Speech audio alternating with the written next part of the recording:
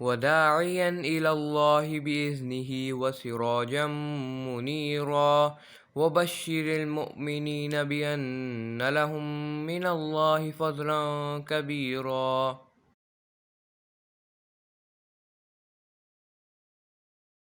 نحمده ونصلي على رسوله الكريم اما بعد فاعوذ بالله من الشیطان الرجیم بسم اللہ الرحمن الرحیم رب اشرح لي صدری ویسر لي امری واحلل عقدۃ من لسانی یفقهوا قولی رب زدنی علما اللهم فقهنا في الدین اللهم انی اسألک ایمانا لا یرتد ونعیما لا ينفد ومرافقة محمد صلی اللہ علیہ وسلم فی اعلی جنت الخلد آمین یا رب العالمین۔ باب صاحب السلعتی احق بالصوم۔ صاحب السلعہ سودے کا مالک، احق زیادہ حقدار ہے، بالصومی قیمت بتانے کا۔ قال حدثنا موسى بن اسماعیل قال حدثنا عبد الوارث عن ابی التیاح عن انس رضی اللہ عنہ قال قال رسول اللہ صلی اللہ علیہ وسلم،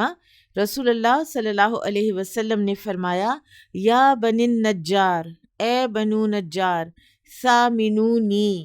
قیمت بتاؤ مجھے، بحائطکم، اپنے باغ کی، وفیہ خربن، اور اس میں کچھ حصہ خراب یعنی ویران تھا، ونخل، اور کچھ نخلستان تھا یعنی کھجور کے باغ تھے۔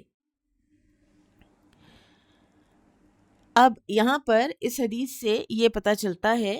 کہ جو چیز کا مالک ہے یا پھر مالک کا جو وکیل ہے وہ قیمت طے کرے گا، اور اس کے بعد خریدار کو بھی یہ حق دیا گیا ہے کہ وہ کچھ نہ کچھ جوڑ توڑ کر سکتا ہے اور جوڑ توڑ کر کے اس کو نتیجے تک پہنچائے گا، لیکن ایسا کرنا ضروری نہیں ہے۔ بعض اوقات جو خریدار ہے وہ بھی قیمت بتا لیتا ہے، جیسا کہ جابر رضی اللہ تعالیٰ عنہ کا جب اونٹ رسول اللہ صلی اللہ علیہ وسلم نے خریدا تو آپ صلی اللہ علیہ وسلم نے خود ہی اس کی قیمت طے کی تھی اور فرمایا تھا کہ مجھے ایک اوقیہ چاندی کے عوض فروخت کر دو، ٹھیک ہے، یہ پیچھے ہم پڑھ بھی آئے ہیں۔ اور یہ جو باغ ہے جو خریدا تھا رسول اللہ صلی اللہ علیہ وسلم نے بنو نجار سے، یہ وہی باغ ہے کہ جہاں مسجد نبوی کی پھر تعمیر کی گئی تھی۔ بابو کم یجوز الخیار، خیار کتنے دن جائز ہے؟ خیار کے معنی ہے اختیار کرنا، دو امور میں سے کسی ایک کو اختیار کر لینا، یعنی ایک ہے جو خریدار ہے اور ایک ہے کہ جو فروخت کرنے والا ہے۔ اب جو فروخت کرنے والا ہے اور خریدار، ان دونوں کو کب تک اختیار ہے کہ وہ اپنا مائنڈ چینج کر سکتے ہیں، یعنی وہ کہے کہ میں نے نہیں بیچنا، یا خریدار کہے کہ نہیں مجھے نہیں خریدنا، ٹھیک ہے۔ تو اس میں ڈفرینٹ خیار موجود ہیں، ٹھیک ہے، ہمارے جو ہمیں احادیث سے پتہ چلتے ہیں۔ ایک تو جو سب سے کامن ہے وہ ہے خیار مجلس، یعنی جب تک اسی مجلس میں بیٹھے ہوئے ہیں خریدار اور بیچنے والا تو اس وقت تک اختیار ہے کہ دونوں میں سے کوئی بھی اس بیع کو فسخ کر سکتا ہے، یعنی نل اینڈ وائڈ کر سکتا ہے۔ اور دوسرا ہے خیار شرط، شرط رکھ لی جائے، ٹھیک ہے، کہ فرض کریں کہ وہ آپ دکان سے تو نکل آتے ہیں، بعض اوقات آپ کو جو رسید دی جاتی ہے اس کے اوپر لکھا ہوتا ہے کہ اگر آپ ودن 10 days آ جائیں گے اور اوریجنل رسید ساتھ لے کر آئیں گے تو اور آئٹم ان یوزڈ ہوگا تو پھر ہم واپس کر لیں گے، ٹھیک ہے۔ تو یہ خیار شرط ہے، شرائط رکھ دی گئیں اور اس کے مطابق آپ کو اختیار ہے کہ آپ ودن 10 days اگر آپ ان یوزڈ آئٹم لے جا کر اس کو چینج کرتے ہیں، ٹھیک ہے۔ پھر اسی طرح سے یہ بھی ہے کہ کچھ چیزیں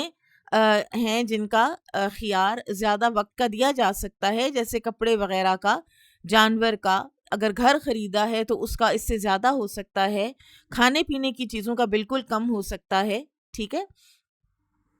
پھر اسی طرح سے ایک تیسرا ہوتا ہے خیار عیب،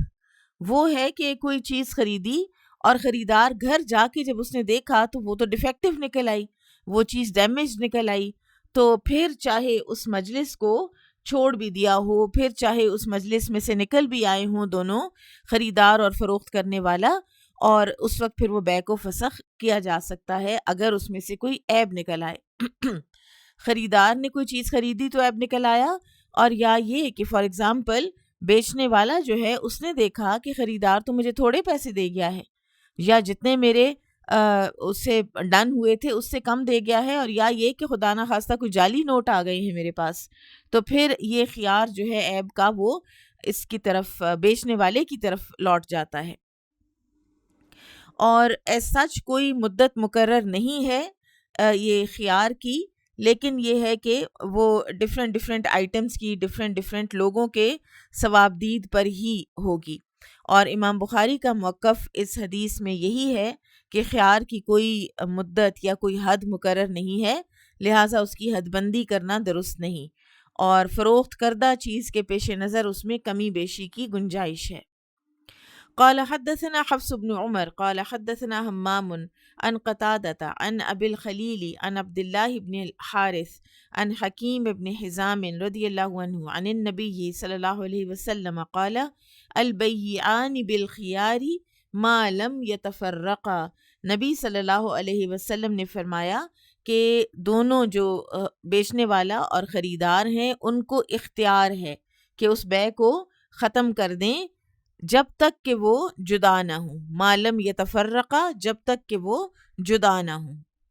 یعنی جب تک کہ وہ خرید و فروخت والی مجلس جو ہے وہ برخاست نہیں ہو جاتی۔ قال حدثنا صدقۃ قال اخبرنا عبد الوهاب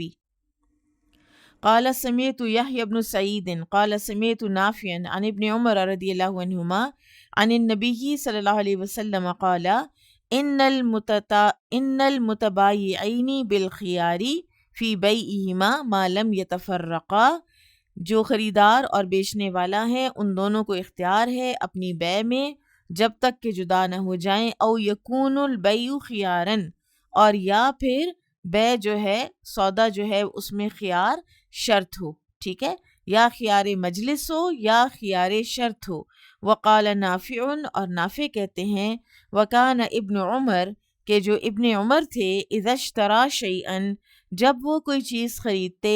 یعجبہ، جو ان کو پسند ہوتی، فارق صاحبہ، تو اپنے ساتھی سے یعنی بیچنے والے سے جلدی جلدی کر کے جدا ہو جایا کرتے تھے کہ کہیں ایسا نہ ہو کہ اس کا مائنڈ چینج ہو جائے۔ قال حدثنا حفص بن عمر قال حدثنا همام عن قتادة عن ابي الخليل عن عبد الله بن الحارث عن حكيم بن حزام رضي الله عنه عن النبي صلى الله عليه وسلم قال البيعان بالخيار ما لم يفترقا۔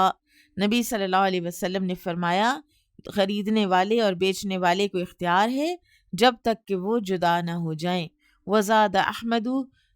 قال حدثنا بهز قال همام فذكرت ذلك لأبي التياح فقال كنت مع أبي الخليل لما حدثه عبد الله بن الحارث هذا الحديث۔ راوی حدیث ابو تیاح نے کہا کہ میں ابو خلیل کے ساتھ تھا جب انہیں عبداللہ بن حارث نے یہ حدیث بیان کی تھی۔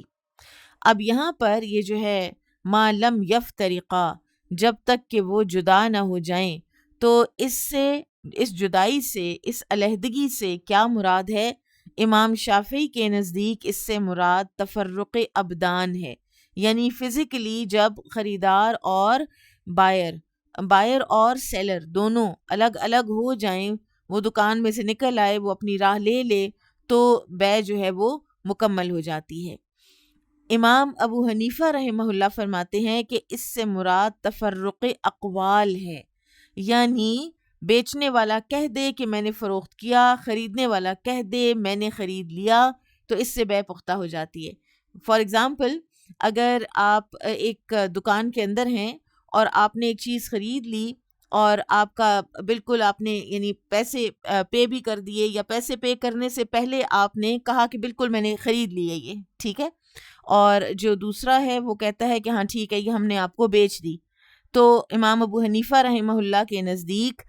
بے جو ہے وہ پختہ ہو جائے گی۔ لیکن امام شافعی کا موقف ہے کہ جب تک آپ وہ چیز اس کی پیمنٹ کر کے وہ چیز لے کے آپ دکان سے باہر نہیں نکل آتے، اس وقت تک آپ کو اختیار باقی رہتا ہے۔ اور جو اس سے پہلے عبداللہ بن عمر رضی اللہ عنہما والی حدیث ہے کہ کوئی چیز انہیں پسند ہوتی تو وہ جلدی جلدی اس کے بیچنے والے سے جدا ہو جاتے، الگ ہو جاتے. تو اس بنا پر جو ہے زیادہ جو علماء ہیں ان کا رجحان یہی ہے کہ مجلس کے قائم رہنے تک یہ بیع جو ہے اس کو فسخ کرنے کا اختیار رہتا ہے، اور جب مجلس ختم ہو جائے تو یہ اختیار بھی ختم ہو جاتا ہے. البتہ خیار شرط یا خیار عیب، میں نے ابھی آپ کو ایکسپلین کیا کہ خیار شرط کیا ہوتا ہے اور خیار عیب کیا ہوتا ہے، تو یہ دونوں باقی رہتے ہیں. باب اذا لم یوقت الخیار، اگر خیار معین نہ کریں، حل یجوز البیع، تو پھر کیا بیع جائز ہو جاتی ہے؟ قال حدثنا ابو النعمانی قال حدثنا حماد بن زید قال حدثنا ایوب عن نافع عن ابن عمر رضی اللہ عنہما قال قال النبی صلی اللہ علیہ وسلم، نبی صلی اللہ علیہ وسلم نے فرمایا، البیعان بالخیار، دونوں جو خریدنے والا اور بیچنے والا ہیں، بائر اینڈ سیلر، ان کو اختیار ہے ما لم یتفرقا، جب تک کہ وہ جدا نہ ہو جائیں دونوں. او یقول احدہما لصاحبہ، یا ان میں سے ایک اپنے دوسرے ساتھی سے کہہ دے اختر، تجھے اختیار ہے. وربما قال، اور بعض اوقات راوی نے یہ بھی کہا او یکون بیع خیار، یا بیع خیار ہو.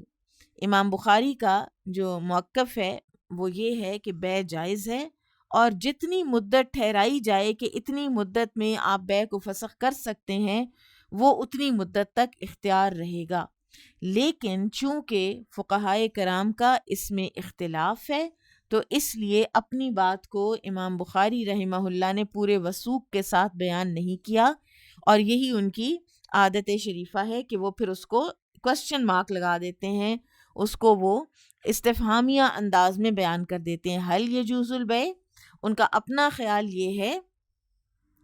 کہ مدت جتنی ٹھہرائی جائے اتنی بھی ہو سکتی ہے، لیکن کیونکہ اختلاف ہے فقہائے کرام کا تو انہوں نے اس کو استفہامیہ انداز میں کوسچن مارک ڈال کے تو بیان فرمایا ہے. بہرحال جب بیع میں خیار کا وقت معین نہ کیا جائے تو بیع لازم ہو جاتی ہے، یعنی کوئی متعین ہی نہیں تھا، تو پھر تو جب ایک دفعہ بیع ہو گئی اور مجلس برخاست ہو گئی تو بیع لازم ہو گئی، اس کو فسخ نہیں کیا جا سکتا الا یہ کہ کوئی اس میں عیب ظاہر ہو جائے جو سیلر نے پہلے سے نہ بتایا ہو. ٹھیک ہے.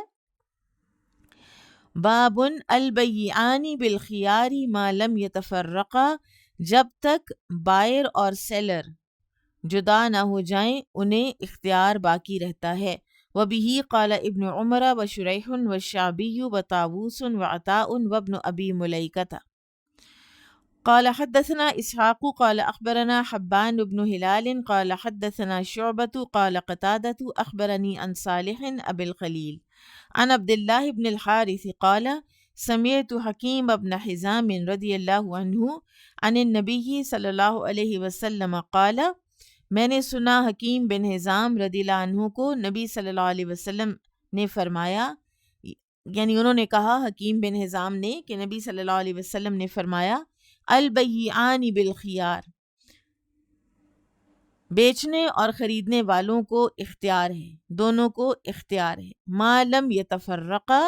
جب تک کہ وہ جدا نہ ہوئے ہوں. فَإِن صَدَقَا، پھر اگر دونوں نے سچ بولا، وَبَيَّنَا، اور بیان کر دیا صاف صاف کہ چیز میں کیا اچھائی ہے کیا برائی ہے، بُورِكَ لَهُمَا فِي بَيْعِهِمَا، تو ان دونوں کی اس خرید و فروخت میں برکت ڈال دی جائے گی. وَإِن كَذَبَا، اور اگر دونوں نے جھوٹ بولا، وَكَتَمَا، اور دونوں نے چھپایا، مُحِقَتْ بَرَكَتُ بَيْعِهِمَا، تو ان کی بیع سے برکت جاتی رہے گی. قال حدثنا عبد الله بن يوسف قال اخبرنا مالك عن نافع عن عبد الله بن عمر رضی اللہ عنہما ان رسول اللہ صلی اللہ علیہ وسلم قال المتبايعان، دونوں بیچنے اور خریدنے والے، کل واحد منہما بالخیار، دونوں کو اختیار ہے، علی صاحبہ، دوسرے پر، اپنے ساتھی پر، ما لم یتفرقا، جب تک کہ وہ جدا نہ ہو جائیں، الا بیع الخیار، الا یہ کہ بیع خیار کی ہو. یعنی الا یہ کہ کوئی اور شرط ہو، بے شرط خیار شرط ہو یا کوئی اور خیار ہو، خیار عیب ہو، تو وہ تو باقی رہتا ہے، لیکن وہ جدا ہو گئے اور کوئی خیار نہیں تھا تو پھر بے جو ہے وہ پکی ہو جائے گی۔ یہ جو پیچھے ہم نے پڑھا عبداللہ بن عمر رضی اللہ تعالی عنہ کے حوالے سے کہ وہ جب کوئی چیز ان کو پسند ہوتی تو اس سے جلدی جدا ہو جاتے، تو ان کی ایک مزید عادت شریفہ یہ بھی بیان کی جاتی ہے، یہ فتح الباری میں ہے کہ انہوں نے ایک شخص سے ایک اونٹ خریدا اور اس کی قیمت سامنے رکھ کر اسے کہا کہ ابھی بھی تجھے اختیار ہے، قیمت قبول کر لو یا اونٹ واپس لے لو، یعنی اس کو ایک سیکنڈ تھاٹ کا موقع وہ دیا کرتے تھے۔ باب اذا خیر احدہما صاحبہ بعد البیع فقد وجب البیع، جب بے کے بعد بیچنے والا اور خریدار میں سے کوئی ایک دوسرے کو اختیار دے دے تو بے واجب ہو جاتی ہے۔ ٹھیک ہے، جب دونوں میں سے ایک نے دوران بے کہہ دیا کہ تو اپنے لیے قبول کر لے یا چھوڑ دے،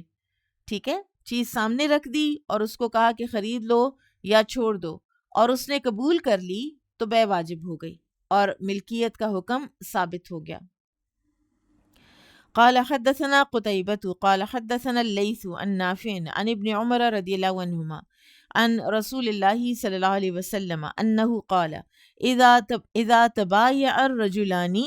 جب دو آدمی آپس میں خرید و فروخت کریں، فكل واحد منهما بالخيار، تو دونوں جو ہیں وہ ان کو اختیار ہے، ما لم يتفرقا، جب تک کہ وہ جدا نہ ہو جائیں، وكانا جميعا، جب کہ وہ پہلے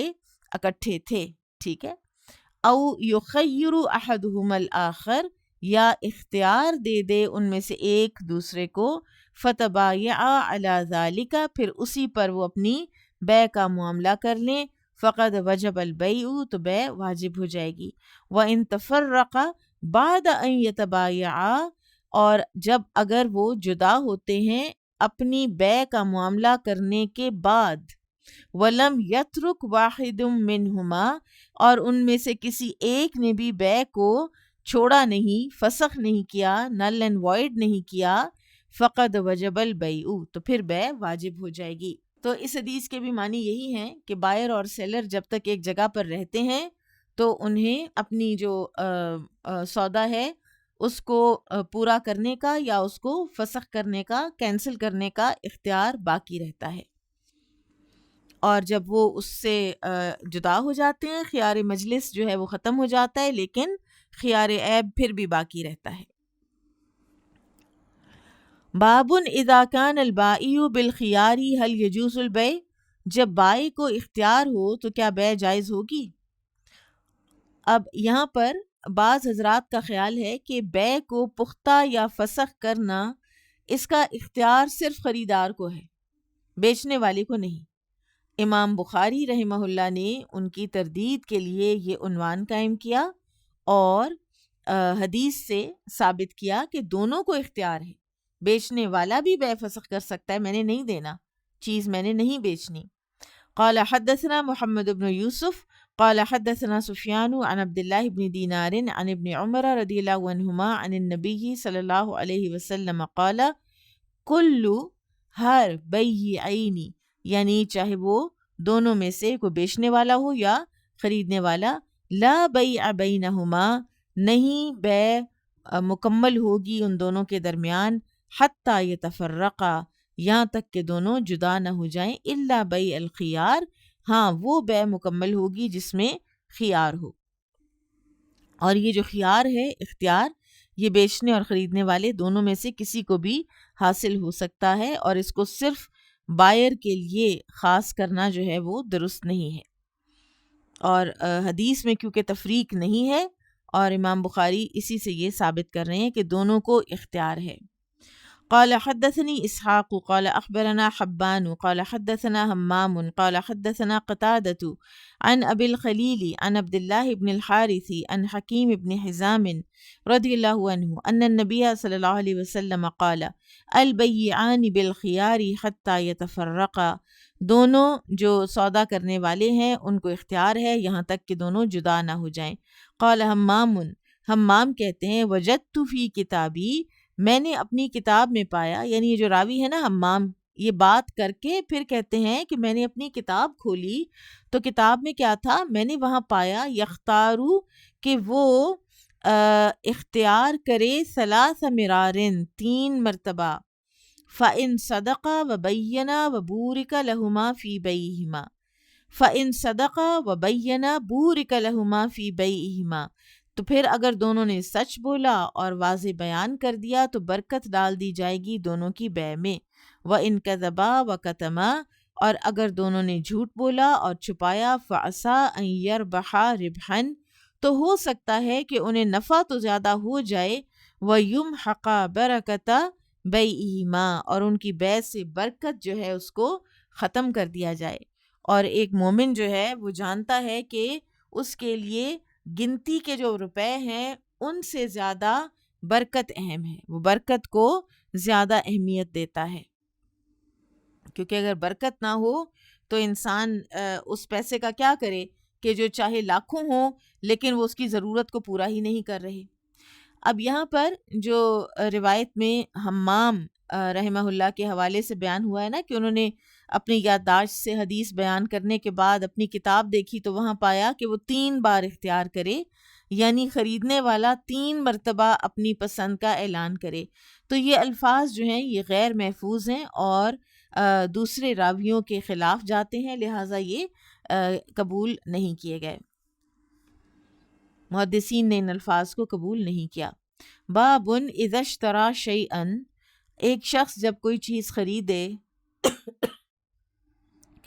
فوہب من ساعتہ، تو اس کو اسی گھڑی ہبہ کر دے کسی دوسرے کو، قبل ان یتفرقا، اس سے پہلے کہ خریدار اور پہلے والا بیچنے والا دونوں جدا ہوں، ولم ينکر البائع، اور وہ پہلا جو بیچنے والا ہے وہ اس پر انکار بھی نہ کرے، علی المشتری، خریدار پر، او اشترى عبدا، یا کسی آدمی نے ایک غلام خریدا، فاعتقہ، اور اسی وقت اس کو آزاد کر دیا، تو کیا ہوگا، بیع نافذ ہو جائے گی۔ وقال طاووس فی من یشتری السلعۃ علی الردا ثم باعها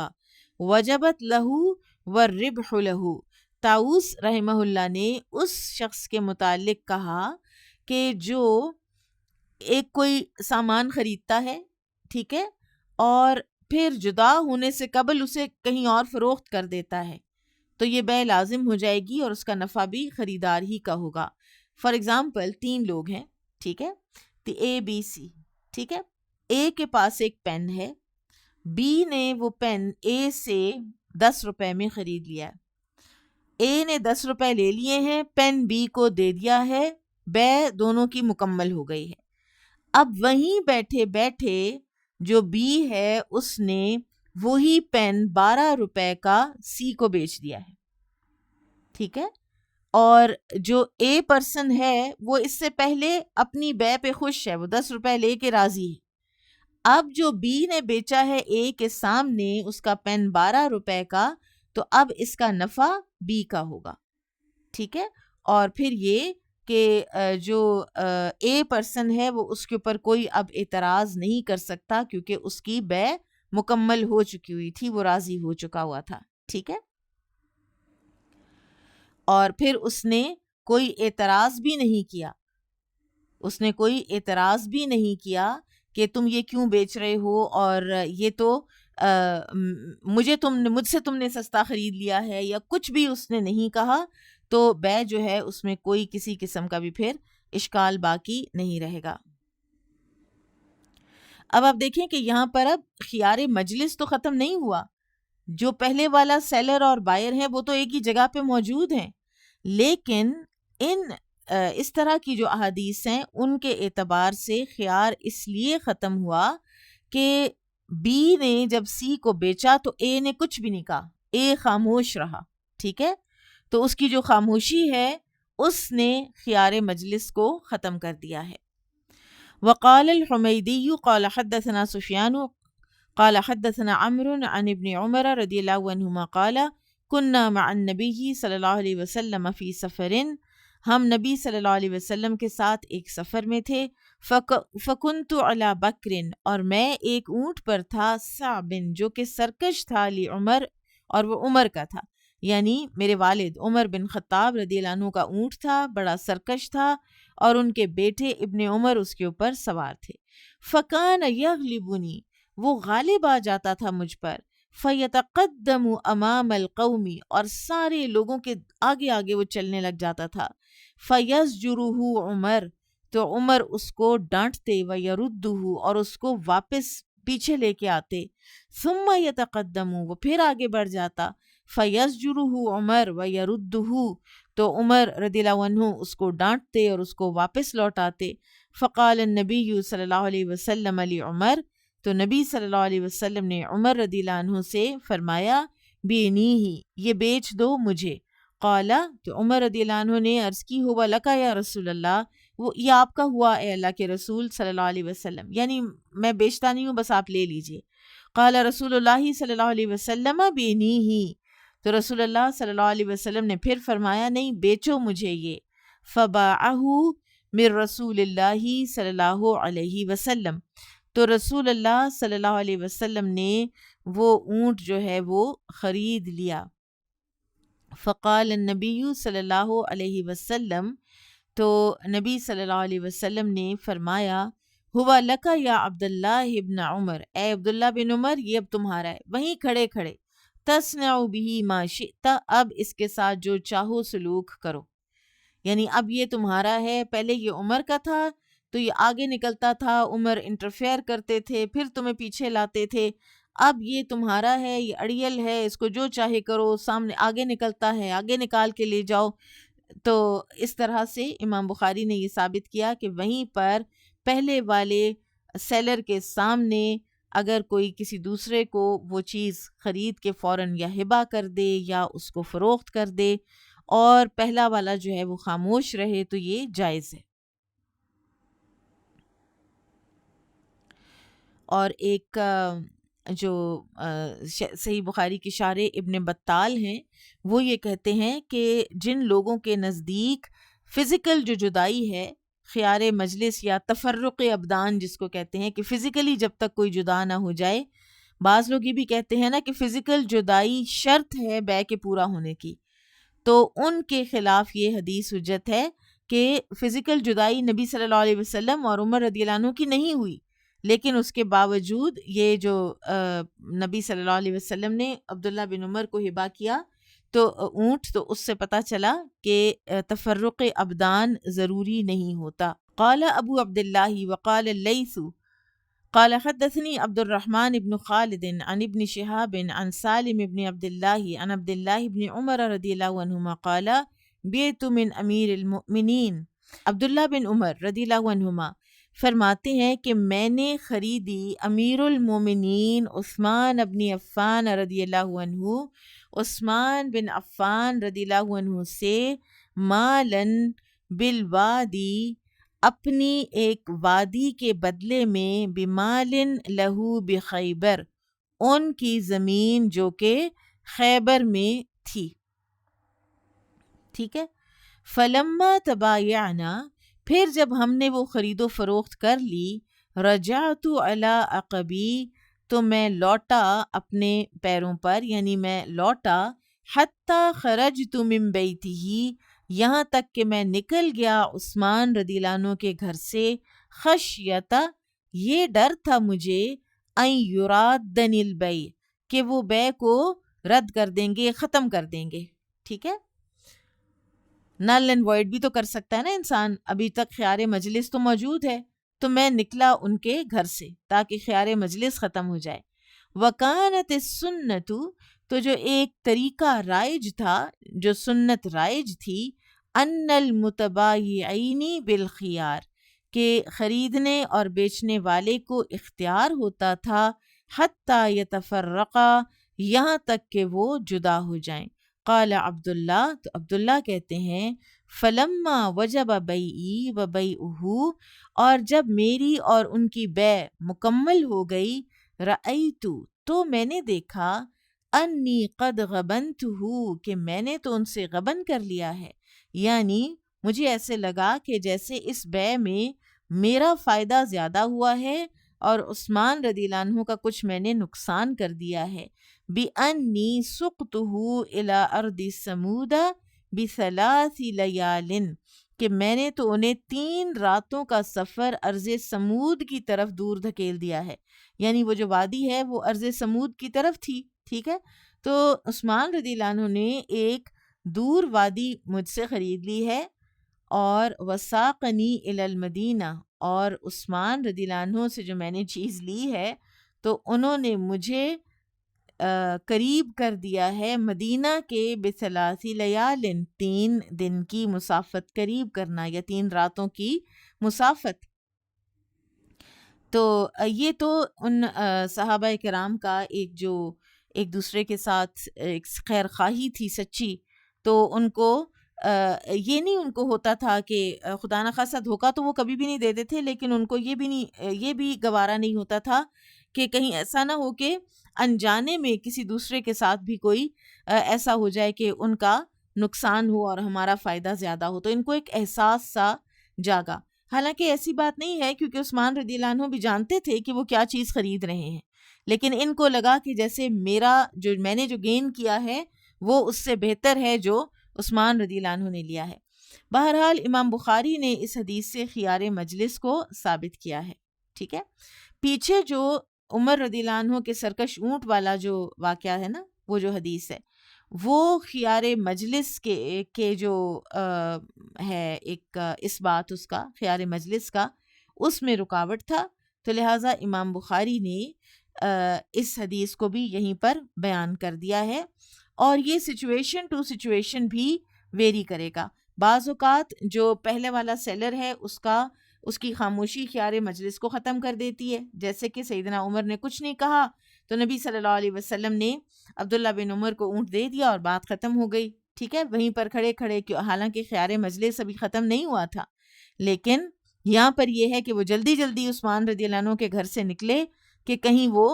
بیع کو فسخ نہ کر دیں، اس لیے کہ خیار مجلس ابھی باقی تھا۔ باب ما یکرہ من الخداع فی البیع، خرید و فروخت میں جو ناپسند کیا گیا ہے دھوکہ دہی کرنا۔ قال حدثنا عبداللہ بن یوسف قال اخبرنا مالک عن عبداللہ بن دینار عن عبداللہ بن عمر رضی اللہ عنہما ان رجلا، کہ ایک آدمی، ذکر للنبی صلی اللہ علیہ وسلم، اس نے ذکر کیا نبی صلی اللہ علیہ وسلم سے، انہو یخدع فی البیوع، سبحان اللہ، وہ آئے اور انہوں نے آ کے کہا یا رسول اللہ صلی اللہ علیہ وسلم، لوگ مجھے دھوکہ دے لیتے ہیں جب میں کوئی چیز خریدتا ہوں یا بیچتا ہوں۔ فقالا، تو آپ نے فرمایا، اذا بایعت، یہ بڑی ہی ایک خوبصورت اور خیرخواہی پر مبنی ایک حدیث ہے کہ جب تم کوئی خرید و فروخت کرو، فقل، تو تم کہا کرو، لا خلابہ، مجھے دھوکہ نہ دو، یا مجھے دھوکہ نہ ہو، کہ دھوکہ نہیں دینا، دھوکہ نہیں کرنا، اس طرح کہہ دیا کرو۔ اور یہ جو صحابی تھے یہ حبان بن منقذ رضی اللہ عنہ تھے، اور کسی جنگ کے دوران ان کے سر پر کوئی پتھر لگا تھا، جس کی وجہ سے جو چوٹ آئی تھی اس سے ان کی زبان اور عقل کچھ متاثر ہو گئی تھی، اور اس لیے اکثر خرید و فروخت میں لوگ انہیں نقصان دے لیا کرتے تھے۔ تو یہ نبی صلی اللہ علیہ وسلم سے انہوں نے شکایت کی، تو رسول اللہ صلی اللہ علیہ وسلم نے فرمایا، جب تم کوئی بھی چیز خریدو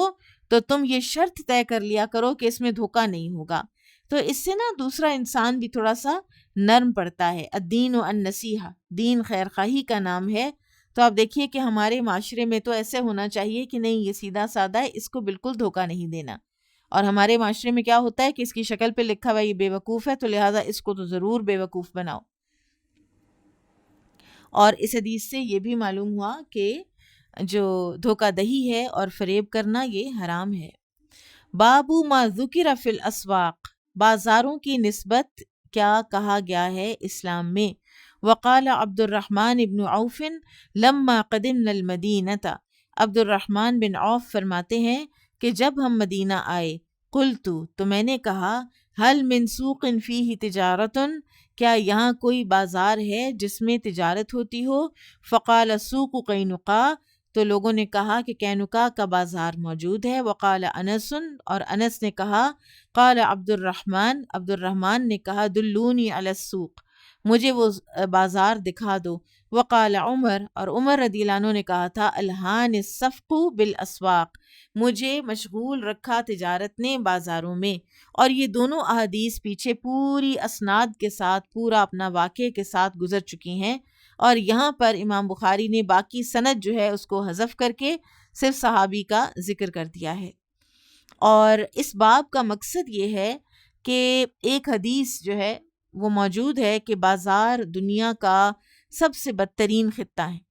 کیونکہ ان میں شور شرابہ ہوتا ہے، گالی گلوچ، لڑائی جھگڑا ہوتی ہے، اور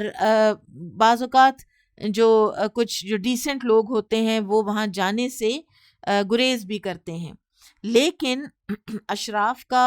اور نوبلٹی کا، ڈگنیفائڈ لوگوں کا بازاروں میں جانے میں کوئی حرج نہیں ہے۔ عبد الرحمن بن عوف اور عمر رضی اللہ عنہما اپنا ذریعہ آمدن جو ہے وہ بنانے کے لیے بازار تشریف لے گئے تھے جب مدینہ آئے، اور اس میں پھر کوئی حرج نہیں ہے۔ ہاں، وہ انسان کے اندر جو خوبیاں ہیں ایک اچھے بائر کی، ایک اچھے سیلر کی، وہ انسان کے اندر موجود ہونی چاہیے۔ شور شرابہ، لڑائی جھگڑا، یہ چیزیں نہیں ہونی چاہیے۔ پچھلا کچھ مہینے پہلے کی بات ہے کہ کچھ ایسی ویڈیوز آئیں، اور بڑے بڑے جو شاپنگ مالز ہیں جہاں پہ بڑے ایلیٹسٹ لوگ بھی گئے ہوئے ہوتے ہیں، تو انہی میں سے کسی خاتون نے ایک جو سیلز گرل ہے اس کا مار مار کے حشر کر دیا۔ اس لڑکی نے کوئی چیز کہی ہوگی، ہو سکتا ہے کوئی ایٹیٹیوڈ اس کا ہو ایسا جو ان کو پسند نہ آیا ہو، لیکن اس کا یہ مطلب تو نہیں ہے کہ آپ کسی کا حلیہ بگاڑ دیں اس کو مار مار کے۔ تو اس کے اوپر پھر کیس بھی ہوا تھا، اس کی کافی بات جو ہے وہ بڑھ گئی تھی۔ تو یہ جو گرے ہوئے اخلاق ہے نا، کہ وہاں جا کے آپ کو یہ یاد ہی نہ رہے کہ کوئی ڈگنیٹی بھی کوئی چیز ہوتی ہے، کہ اگر کوئی چیز آپ کو پسند ہے تو آپ اس کے اوپر ایسے ٹوٹ پڑیں اور لوگوں سے آپ چھین رہے ہوں، اور یا یہ ہے کہ آپ کو غصہ آ جائے تو آپ کو یاد ہی نہ رہے کہ دوسرے انسان کی بھی کوئی عزت ہے، یہاں تک کہ آپ ہاتھ اٹھانے سے بھی گریز نہ کریں۔ تو بازار میں انسان کا ذرا تھوڑا سا نا نیچر ایسا معلوم ہوتا ہے جیسے تبدیل ہوا ہوتا ہے، اس کے سامنے دنیا کھلی پڑی ہوتی ہے، اور اس کے پاس پیسے ہوتے ہیں، ظاہر ہے انسان بازار جاتا ہے پیسے لے کے جاتا ہے، تو نا تھوڑی سی اس وقت اپنی ڈگنیٹی کو قائم رکھنا، کوئی چیز اگر ملی ہے تو اس کو اچھے طریقے سے لینا، نہیں ملی تو بھی کوئی بات نہیں، اور اگر آپ کی پسند کی چیز آپ سے پہلے یا آپ کے دیکھتے ہی دیکھتے کسی اور نے لے لی تو کوئی بات نہیں، آپ کی قسمت میں نہیں تھی اس وقت، کہیں اور سے مل جائے گی، نہ بھی ملی تو کوئی بات نہیں۔ تو اپنے اندر ایک حوصلہ پیدا کر کے جانا چاہیے، اور اس کے لیے بہت ہی جو ایک حدیث ہے نا، جو دعا ہے جو بازار میں جانے کی، وہ بہت ہی فائدہ مند ہے، اس کو بھی یاد کر لینا چاہیے۔ اور پہلے چوتھا کلمہ پڑھا جاتا ہے، اور اس کے بعد اس بازار کا سارا خیر مانگا جاتا ہے، اور اس کی شر سے اللہ کی پناہ میں آیا جاتا ہے، اور برے سودے سے اور کسی نقصان دہ سودے سے بھی اللہ کی پناہ میں پناہ مانگی جاتی ہے، تو انسان پھر ایک اچھے ڈگنیفائڈ طریقے سے بازار سے ہو کے واپس آ جاتا ہے۔ اور ان سب چیزوں کے باوجود بازاروں میں جانا جائز ہے۔ قال حدثني محمد بن الصباح قال حدثنا اسماعیل بن زکریا عن محمد بن سوقة عن نافع بن جبیر بن مطعم قال حدثتني عائشة رضی اللہ عنہا قالت قال رسول اللہ صلی اللہ علیہ وسلم، عائشہ رضی اللہ عنہا فرماتی ہیں کہ رسول اللہ صلی اللہ علیہ وسلم نے فرمایا، یغزو چڑھائی کرے گا، جیشن ایک لشکر، الکعبۃ کعبہ پر، فَإِذَا كَانُوا بِبَيْدَاءَ تو جب وہ ہوں گے بیدا کے مقام پر، من الارض زمین میں سے، یعنی بیدا کے مقام پر پہنچیں گے،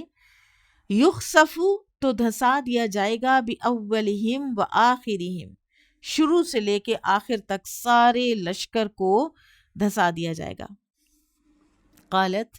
تو عائشہ رضی اللہ عنہ فرماتی ہیں، قلت، میں نے کہا، یا رسول اللہ، اے اللہ کے رسول، کیف یخسف باولہم وآخرہم، کیسے ان کے شروع سے آخر تک سب کو دھسا دیا جائے گا، وفیہم اسواقہم، اور ان میں تو ان کے بازار بھی آئیں گے درمیان میں، ومن لیس منہم، اور ایسے بھی ہوں گے کہ جو ان کے درمیان کے نہیں تھے لوگ. تو شروع سے آخر تک جب ایک لشکر کو دھسایا جائے گا تو اس میں تو کچھ بے گناہ بھی دھسا دیے جائیں گے. قال، آپ صلی اللہ علیہ وسلم نے فرمایا، یخسف باولہم وآخرہم، اس وقت تو دھسا دیے جائیں گے اولین و آخرین ان میں سے، ثم یبعثون علی نیاتہم، پھر قیامت کے دن سب اپنی اپنی نیتوں کے مطابق قبروں سے اٹھیں گے. ٹھیک ہے، تو لہٰذا یہاں پر بھی بازاروں کے اور دکانوں کے اور دکانداروں کے ہونے کا ثبوت ملتا ہے. ٹھیک ہے، اور دکاندار ضروری نہیں کہ برے ہوں. ٹھیک ہے، وہ اس لشکر میں وہ دکاندار بھی آ جائیں گے کہ جو بے گناہ تھے. اور پھر لہٰذا اگرچہ بازار میں شور شرابہ ہوتا ہے، لیکن اگر شرفاء اپنی ضروریات پوری کرنے کے لیے وہاں جائیں تو کوئی حرج نہیں. اور اس حدیث سے یہ بھی پتہ چلتا ہے کہ جو اہل شر ہیں اور جو فتنہ پرور لوگ ہوتے ہیں، ان کے ساتھ میل ملاپ رکھنا، ان کے ساتھ فزیکلی قریب رہنا، چاہے آپ کی اپنی نیت ان کے والی نہیں ہے، تو یہ بھی انسان کی تباہی کا باعث بن سکتا ہے. قال حدثنا قتيبة قال حدثنا جرير عن الأعمش عن أبي صالح عن أبي هريرة رضي الله عنه قال قال رسول الله صلی اللہ علیہ وسلم، رسول اللہ صلی اللہ علیہ وسلم نے فرمایا، صلاۃ احدکم، تم میں سے ایک کی نماز، فی جماعت، جو جماعت میں ہے، تزید علی صلاتہ فی سوقہ و بیتہ، وہ زیادہ ہوتی ہے اجر میں اس کی اس نماز کے بدلے جو وہ پڑھتا ہے بازار میں یا اپنے گھر میں، بدعاً و 20 درجہ، 25 درجے. وذالک بأنہ، اور یہ اس لیے ہوتا ہے کیونکہ وہ اذا تودع، کہ جب وہ وضو کرتا ہے، فاحسن الوضوء، تو اچھا، بڑا خوبصورت، بڑا مکمل وضو کرتا ہے، ثم اتى المسجد، پھر وہ مسجد آتا ہے، لا یرید الا الصلاۃ، اس کی نیت میں نماز کے علاوہ کوئی نیت شامل نہیں ہوتی، لا ینہزہ الا الصلاۃ، اور نہیں پہنچایا اس کو، لے جایا اس کو مسجد میں مگر نماز نے. لم یخطو خطوۃً، نہیں اٹھایا وہ اس نے کوئی قدم، الا رفع بہا درجہ، مگر یہ کہ اس کے ذریعے ایک درجہ بلند کر دیا جاتا ہے. او حطت عنہ، یا مٹا دی جاتی ہے اس سے، بہا اس کی، خطیئۃ، کوئی خطا. والملائکۃ تصلی، اور فرشتے اس کے لیے دعا کرتے ہیں، علی احدکم، تم میں سے کسی ایک پر، یعنی جو اس طرح مسجد نماز پڑھنے جاتا ہے، ما دام فی مصلاہ الذی یصلی فیہ، جب تک کہ وہ اس جگہ پر بیٹھا رہتا ہے جہاں اس نے نماز پڑھی. اور فرشتے کیا کہتے رہتے ہیں؟ اللہم صلی علیہ، اللہ اس پر اپنی رحمت بھیج، اللہم ارحمہ، اللہ اس پر رحم کر، ما لم یحدث فیہ، جب تک کہ وہ بے وضو نہ ہو جائے، ما لم یؤذی فیہ، جب تک کہ وہ کسی اور کو اذیت نہ پہنچائے. وقال، اور فرمایا، احدکم فی صلاۃ ما کانت الصلاۃ تحبسہ، جتنی دیر تک آدمی نماز کی وجہ سے نماز میں رکا رہتا ہے وہ نماز ہی میں شمار ہوتا ہے. ٹھیک ہے، اب کتاب البیوع میں جو یہ حدیث آئی ہے تو یہ اس لیے آئی ہے کیونکہ اس حدیث میں بازار کا ذکر آیا ہے اور بازار میں نماز پڑھنے کا بھی بیان ہوا ہے، لہٰذا بازاروں میں نماز بھی پڑھی جا سکتی ہے. تو جہاں نماز پڑھی جا سکتی ہے تو وہ it's not all that bad کہ آپ وہاں جائیں ہی نہیں. ٹھیک ہے، تو لہٰذا وہ جو حدیث ہے کہ اللہ تعالیٰ کے ہاں بدترین جگہیں بازار ہیں، اس کو بیلنس کرنے کے لیے یہ احادیث جو ہیں یہ ہمیں یاد رکھنی چاہیے کہ اپنی ضروریات کے تحت ہم بازاروں میں جا سکتے ہیں. ٹھیک ہے. اور اس سے یہ بھی ثابت ہوا کہ اسلام میں باقاعدہ بازاروں کا وجود قائم رکھا گیا ہے، کیونکہ وہاں آنا جانا خرید و فروخت کرنے سے ہی انسان کا جو معاشی سارا سلسلہ ہے وہ چلتا ہے. ٹھیک ہے. اور برے یہ اس لیے ہوتے ہیں کیونکہ ان میں مکر و فریب، جھوٹ اور اسراف وغیرہ جو ہیں اس کا احتمال بڑھا ہوا ہوتا ہے. اور پھر اسی طرح سے یہ کہ نماز جو ہے وہ بہرحال مسجد جانا پڑھنا، کیونکہ وہاں پہ نیت ہی صرف نماز کی ہے. یہاں تو نیت خرید و فروخت کی ہے، درمیان میں نماز کا وقت آیا، نماز پڑھی. تو خشوع و خضوع دونوں جو ہیں ان کا بہت فرق ہے. مسجد میں انسان بعد میں اپنی تسبیحات کرتا ہے، یہاں یہ ہے کہ جلدی اٹھو جلدی کرو. ٹھیک ہے. خواتین کو بھی بعض اوقات نماز کا وقت آ جاتا ہے تو وہیں پڑھ رہی ہوتی ہیں تو پھر تیز تیز پڑھتی ہیں. پھر یہ بھی نہیں کہ تسبیحات ہو سکتا ہے ان کی رہ جائیں، وہ نہ کر سکیں تسبیح. ایک پریشر ہوتا ہے کہ آپ کدھر کسی دکان میں ہیں، یا بعض جگہوں پہ تو پریئر روم ہوتے ہیں لیکن وہاں پر بھی اس تسلی اور اس خشوع کے ساتھ تو انسان نہیں پڑھ سکتا جتنا وہ تب پڑھتا ہے جب وہ صرف نماز ہی کے لیے تیار ہو رہا ہوتا ہے. ٹھیک ہے. بہرحال لیکن جائز ہے. قال حدثنا آدم بن ابی ایاس قال حدثنا شعبة عن حمید الطویل عن انس بن مالک رضی اللہ عنہ قال كان النبی صلی اللہ علیہ وسلم فی السوق. نبی صلی اللہ علیہ وسلم ایک مرتبہ ایک بازار میں تھے. فقال رجل، تو ایک آدمی نے آواز دی، یا ابا القاسم، اے ابو القاسم. فالتفت الیہ النبی صلی اللہ علیہ وسلم، تو اس کی طرف متوجہ ہوئے نبی صلی اللہ علیہ وسلم. فقال، تو اس نے کہا، انما دعوت ھذا، کہ میں تو اس دوسرے آدمی کو بلا رہا تھا. فقال النبی صلی اللہ علیہ وسلم، تو نبی صلی اللہ علیہ وسلم نے فرمایا، سمو بسمی، میرے نام پہ نام رکھ لو، ولا تکنوا بکنیتی، لیکن میری کنیت پر اپنی کنیت نہ رکھا کرو. اب آپ دیکھیے کہ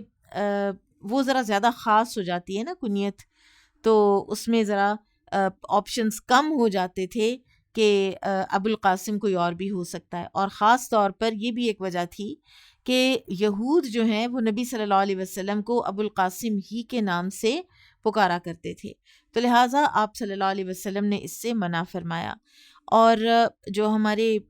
علماء کرام ہیں وہ یہ کہتے ہیں کہ اب رکھا جا سکتا ہے، گو کہ کچھ اور ہیں جن کا خیال ہے کہ ابھی بھی ہمیں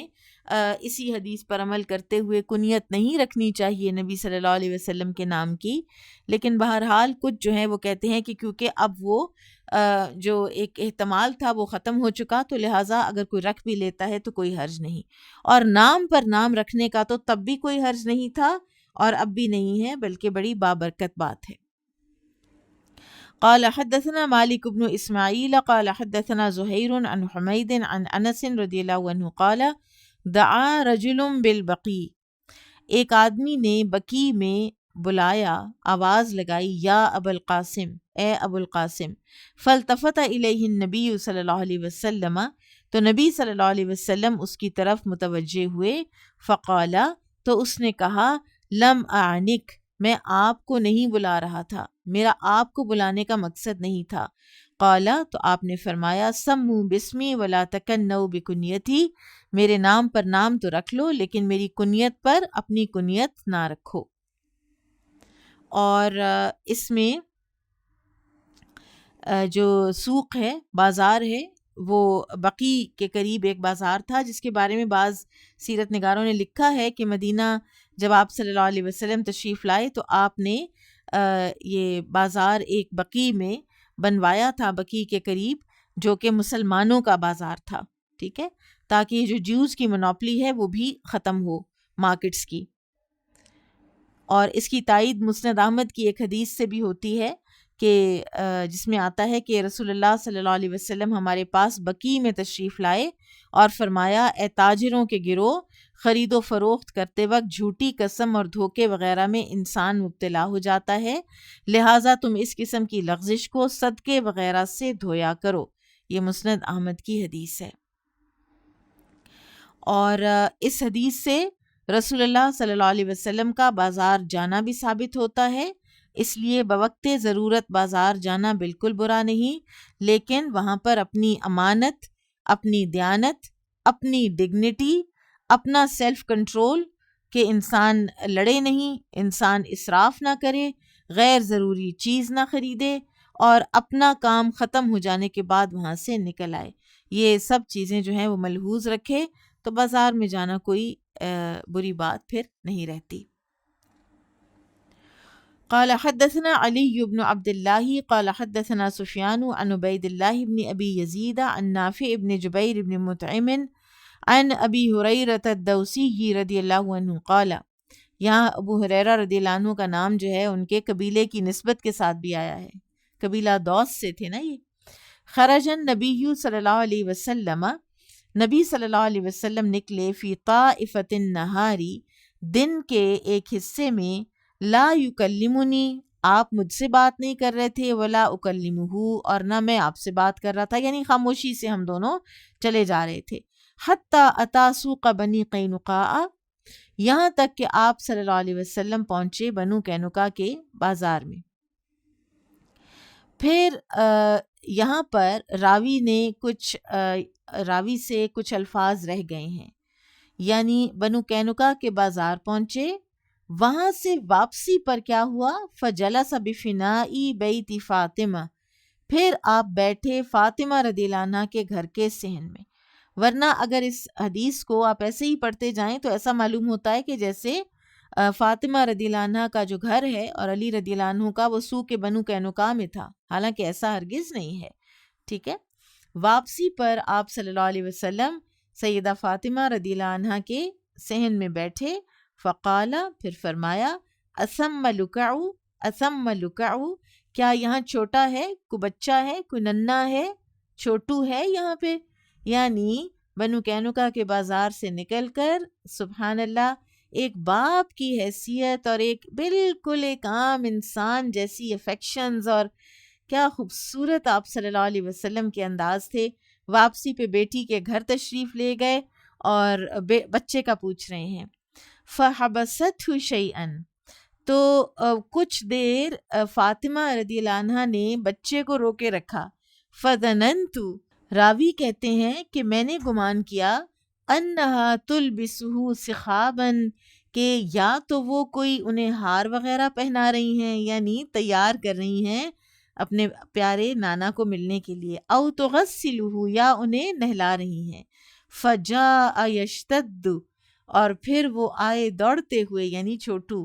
حسن رضی اللہ عنہ دوڑتے ہوئے آئے، حتی عانقہ، یہاں تک کہ آپ صلی اللہ علیہ وسلم نے انہیں گلے لگایا، یعنی بچہ جیسے بھاگ کے آتا ہے اور چمٹ جاتا ہے، وقبلہ، اور ان کو چوما، فقال، اور فرمایا، اللہم احبہ واحب من یحبہ، اے اللہ تو اس سے محبت کر اور جو اس سے محبت کرے اسے بھی اپنا محبوب بنا لے، سبحان اللہ۔ اب آگے دیکھیے، یہ ایک امام بخاری نے ایک بیان کی ہے سند، اور اپیرنٹلی اس کا اس حدیث سے یا ان ابواب سے کوئی تعلق ہی نہیں ہے۔ قال سفیان قال عبید اللہ اخبرنی انہ رأى نافع بن جبیر اوتر برکعۃ،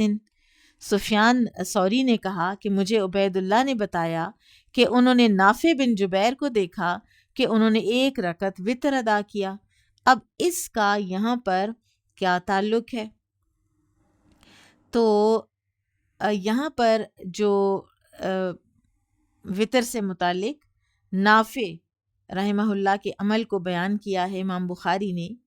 تو اس سے بیسکلی انہوں نے سند پروو کی ہے عبید اللہ کی نافع کے ساتھ، کیونکہ امام بخاری کی شرط ہے کہ ملاقات ثابت ہوئی بھی ہو راوی کی دوسرے راوی سے تو وہ لیتے ہیں حدیث، ٹھیک ہے۔ تو یہ عبید اللہ کی نافع سے ملاقات ثابت کرنے کے لیے امام بخاری یہاں پر یہ سند لے کر آئے ہیں، ٹھیک ہے، کیونکہ اوپر جو حدیث ہے اس کی جو سند ہے وہ کیا ہے، حدثنا سفیان عن عبید اللہ ابن ابی یزید، عن، تو صرف عن جو ہے وہ تو کافی نہیں، یا حدثنا ہونا چاہیے یا اخبرنا ہونا چاہیے امام بخاری کے معیار کے مطابق، لیکن یہاں تو عن ہے، تو اس عن کی جو ایک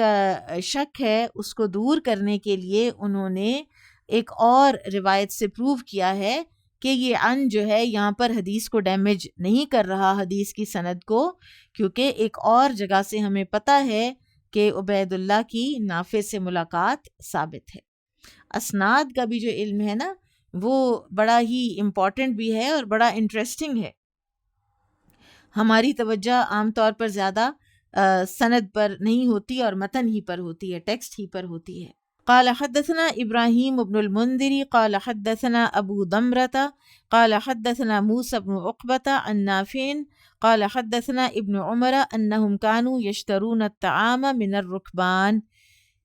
ابن عمر رضی اللہ عنہما سے روایت ہے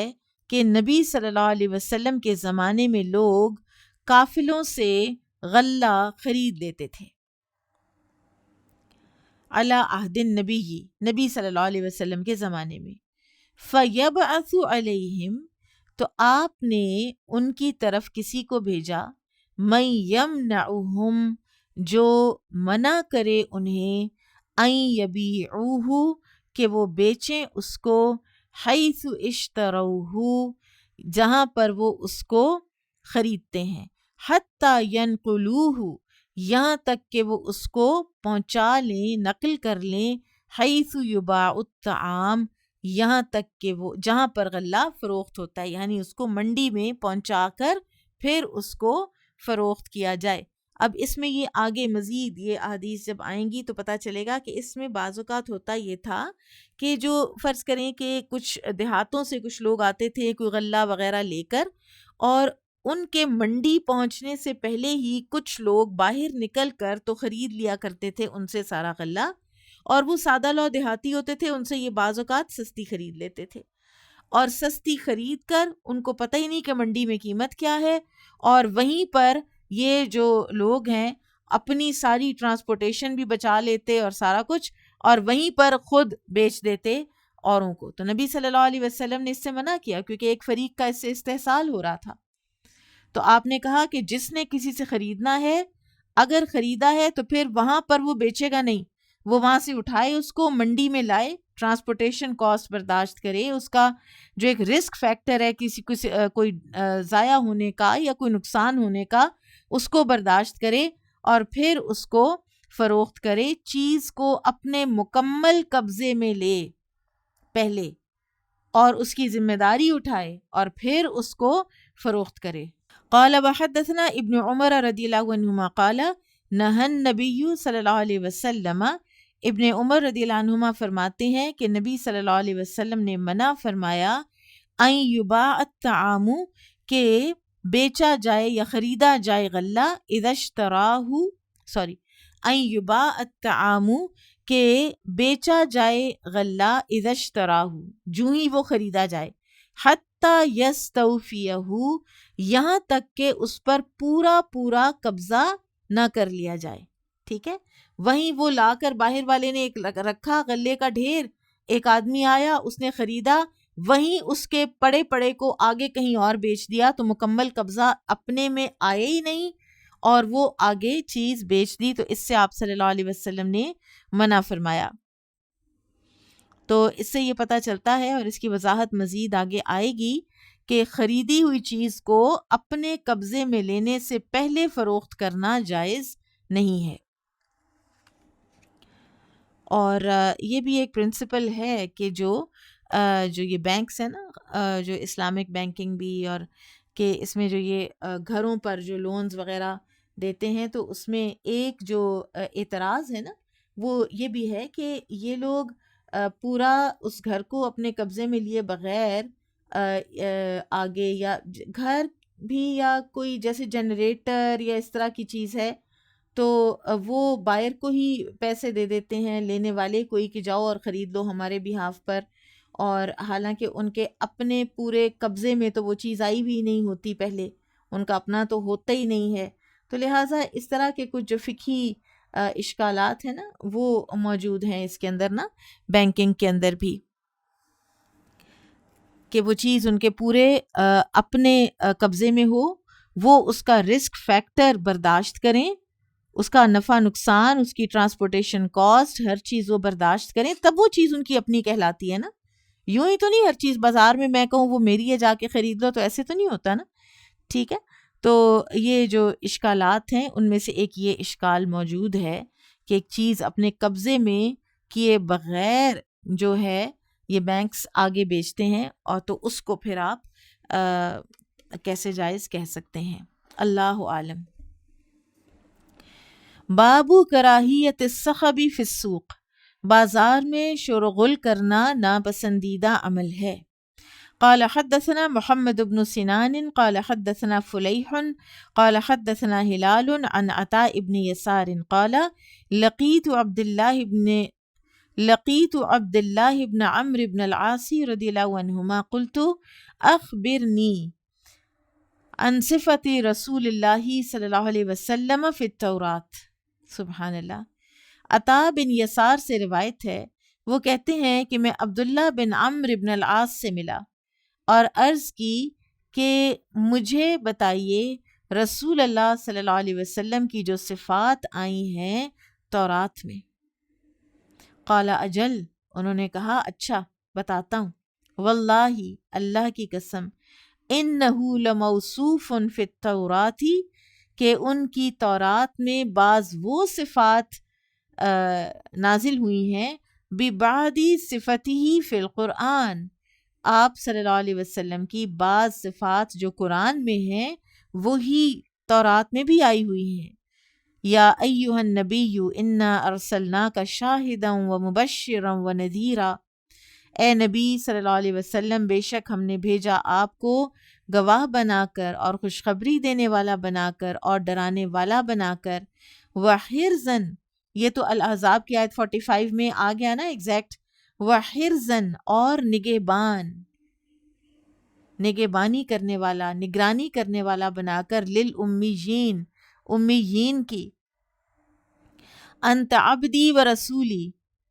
آپ میرے بندے اور میرے رسول ہیں۔ یہ اب تورات کی بات ہو رہی ہے۔ سمیتک المتوکل، میں نے آپ کا نام المتوکل رکھا ہے۔ لیس بفظ ولا غلیظ،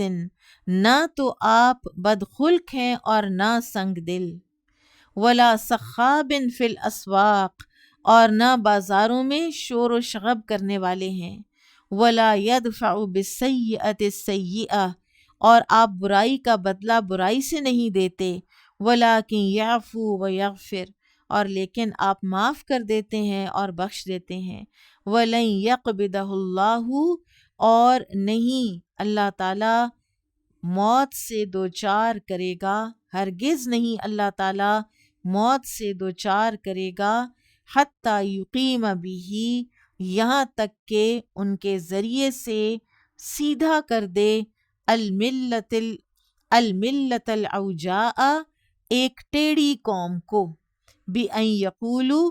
کہ وہ کہنے لگیں، لا الہ الا اللہ، لا الہ الا اللہ، ویفتح بہا، اور کھول دیے جائیں ان کے ذریعے سے، اعین عمی، آنکھیں اندھی، وآذان صم، اور کان بہرے، وقلوب غلف، اور دل جو غلافوں میں ہے، بستہ دل، غلافوں میں بند دل۔ تو یہ نبی صلی اللہ علیہ وسلم کی جو صفات ہیں تورات میں، اور حدیث کتاب البیوع میں کیوں آئی ہے؟ کیونکہ ایک تو اس سے یہ معلوم ہوا کہ کوئی امام ہو، کوئی بادشاہ ہو، کوئی معزز لوگ ہوں تو بازاروں میں جا وہ سکتے ہیں، لیکن ان کا بازاروں میں اخلاق بہت بلند ہوتا ہے، اور اس سے اس اخلاق کی مذمت بھی ہوتی ہے کہ جو بازار میں چیزوں کی جھوٹی تعریفیں کی جا رہی ہوتی ہیں، اور ساتھ والی دکان کی برائیاں کی جا رہی ہوتی ہیں، جھوٹی قسمیں، آوازیں لگا لگا کے خواتین کو اپنی دکانوں میں بلانا، شور مچانا، ٹھیک ہے، تو یہ سارے مذموم اوصاف ہیں،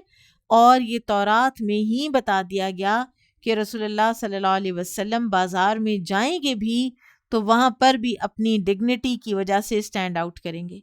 آپ دیکھیے، میں سوچتی ہوں کہ قبل از نبوت بھی آپ صلی اللہ علیہ وسلم کا جو ایک مین ہمیں ایک صفت ملتی ہے وہ آپ کی بازار کے کردار کی ملتی ہے، کہ آپ نے جو سیدہ خدیجہ رضی اللہ تعالی عنہ کے مال کے ساتھ مضاربہ کیا اور آپ سیریا لے گئے، تو سیدہ خدیجہ رضی اللہ عنہ کے جو غلام میسرہ ساتھ تھے تو ان کی گواہی کیا تھی؟ بازار میں آپ کے عدل کی اور صداقت کی اور امانت کی اور ڈگنیٹی کی اور لڑائی جھگڑا نہ کرنے کی اور وعدہ وفا کرنے کی ساری گواہیاں جو ہیں وہ آپ کی بازار کی ہیں۔ جو انسان بازاروں میں اپنا کردار جو ہے اپنے آپ کو سنبھال کے رکھ لیتا ہے، کہ گھر سے آپ نکلتے ہیں، آپ کہتے ہیں نہیں میں نے کوئی غلط چیز نہیں خریدنی، میں نے کوئی اسراف نہیں کرنا، اور وہاں جا کے تو آپ اپنے آپ کے اوپر کوئی نفس کے اوپر کنٹرول ہی نہیں رکھ پاتے اور آپ پتہ نہیں کتنا کچھ لے آتے ہیں، چاہے آپ گھر آ کے پچھتاتے رہیں، پھر آپ دوسروں کو کہیں یہ میرے سے لے لو، میں نے تو نہیں لینی تھی۔ تو انسان پہلے ہی اپنے آپ کے اوپر کنٹرول کرے، ٹھیک ہے۔ اور پھر ٹیڑھی ملت کو سیدھا کرنے کے معنی یہ ہیں کہ لوگوں کو کفر سے نکال کر ایمان کی راہ میں داخل کریں گے۔ اور پھر اسی طرح سے اب آگے دیکھیے، تابعہ عبد العزیز ابن ابی سلمۃ عن ہلال وقال سعید عن ہلال عن عطاء عن ابن سلام۔ اوپر سند دیکھیے کہ جو ہلال ہے، ٹھیک ہے، ہلال جو ہیں ان سے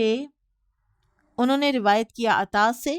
اور عطا نے کہا کہ میں ملا عبداللہ بن عمرو بن العاص سے، ٹھیک ہے۔ یہاں پر آگے امام بخاری دو اسناد بتا رہے ہیں کہ ایک تو عبد العزیز نے بھی ہلال سے روایت کیا ہے، اور ایک اور ہیں سعید، انہوں نے بھی ہلال سے روایت کیا ہے، اور یہ سب آگے کہتے ہیں کہ عطا سے انہوں نے سنا، اور عطا نے سنا ابن سلام سے۔ ابن سلام کون ہے؟ عبداللہ بن سلام، صحابی یہودی رہبائے جو مسلمان ہوئے تھے۔ آپ صلی اللہ علیہ وسلم کے مدینہ آتے ہی آپ کو ان کی اوصاف سے پہچان کر، جو کہ تورات میں پہلے سے موجود تھیں اور ان کو پتہ تھی۔ تو اب یہ جو اسناد ہیں، اوپر والی سند عبداللہ بن عمرو بن العاص کی بات کرتی ہے، اور نیچے دو اسناد امام بخاری نے اور دے دی ہیں کہ جو عبداللہ بن سلام کی بات کرتی ہیں، ٹھیک ہے، اور ہیں تینوں اسناد بالکل درست۔ تو محدثین کہتے ہیں کہ ممکن ہے کہ عطا بن یسار جو ہے نا، انہوں نے یہ بات عبداللہ بن عمرو بن العاص سے بھی سنی ہو اور عبداللہ بن سلام سے بھی سنی ہو، ٹھیک ہے۔ انشاءاللہ آج ہم اس کو ادھر تک ہی رکھیں گے۔ سبحانک اللہم و بحمدک، اشہد ان لا الہ الا انت، استغفرک و اتوب الیک۔ السلام علیکم و رحمۃ اللہ وبرکاتہ۔